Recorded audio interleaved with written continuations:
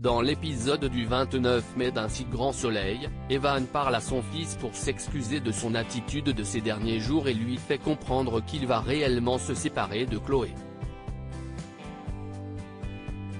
Il reçoit ensuite un appel d'elle qui l'accuse du harcèlement dont elle est victime. L'ancien couple ne se comprend pas et la discussion finit une fois de plus en dispute. Perdue et réalisant que son mariage avec Evan est sans doute terminé, Chloé se tourne vers Mark qui tente de la réconforter. Ils sont interrompus par un appel de la banque qui apprend à Chloé que Van a relancé son projet de clinique. Furieuse, Chloé contacte la banque puis rappelle Evan pour lui dire que son prêt ne passera jamais sans son accord. Le médecin est dépité et Lauryn en profite pour suggérer l'aide de son père qui pourrait se porter garant pour lui. Face à la réticence d'Evan qui ne veut pas complètement dépendre d'une seule personne en qui il n'a pas tout à fait confiance, Lauryn en remet une couche et promet qu'elle s'assurera que tout se passe bien. Le soir venu, Chloé reçoit encore un message anonyme disant « Tu vas payer pour ce que tu as fait ». Effrayée et toujours persuadée que son mari est le coupable, elle décide d'aller au commissariat pour porter plainte contre Evan.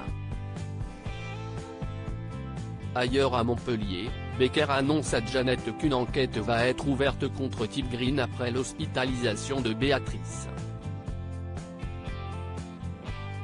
Cette dernière s'inquiète pour Kyra mais son mari la rassure, la jeune fille ne risque pas grand-chose.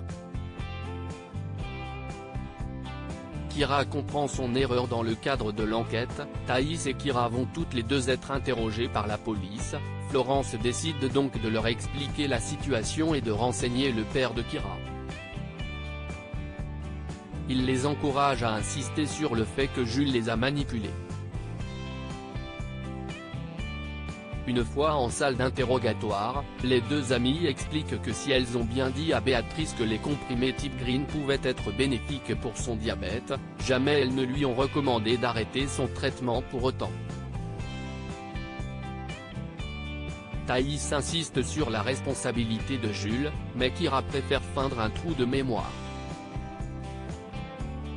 Quand Jules est convoqué pour confronter ses vendeuses, ce dernier tente de remettre la faute sur leur dos mais Thaïs se défend.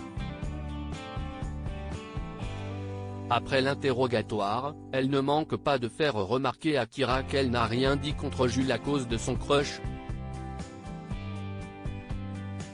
Plus tard alors qu'elle discute avec Florent, Kyra apprend cependant que la mère de Jules est vivante et comprend qu'il l'a réellement manipulée.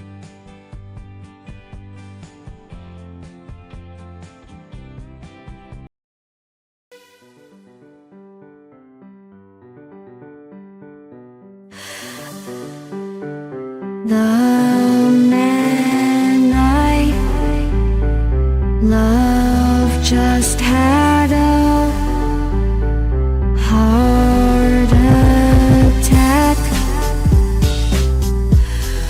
but who needs a heartache? I am a man she